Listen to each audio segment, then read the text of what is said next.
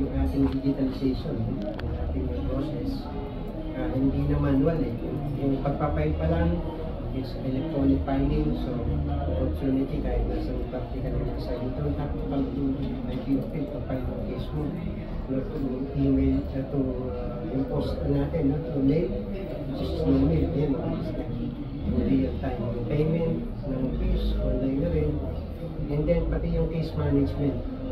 And then, meron na rin opportunity for the parties to receive yung mga decisions orders through email. So, mabilis na talaga yung process natin as compared to siguro before yung early PG at saka yung first CC. So, marami tayo nagawang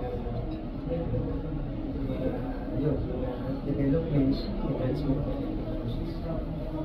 Kami, we're proud to sinasabi sa labas na we're proud na siguro kami yung first government agency to hold virtual hearings. So, during the pandemic, nag-ano kami na paano natin, into ba tayo, ganyan.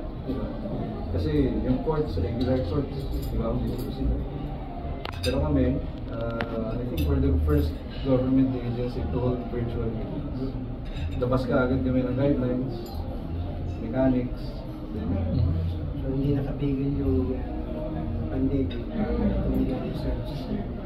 In fact, yung online mediation namin is 100% process namin online. From referral, pati yung mga conferences, meetings, lahat yung online. In fact, una ko sa pang mga law firm, sabi nga nila, maraming salamat sa inyo na nabuhay kami dahil sa IPO.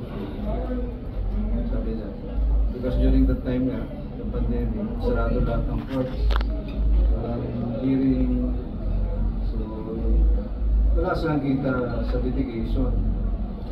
At sabi niya, nabuhay kami dahil sa IPO. Dahil tuloy-tuloy kayo, nag-online from filing, payment, issuance ng certificate, at saka yung mga hearings, tuloy-tuloy.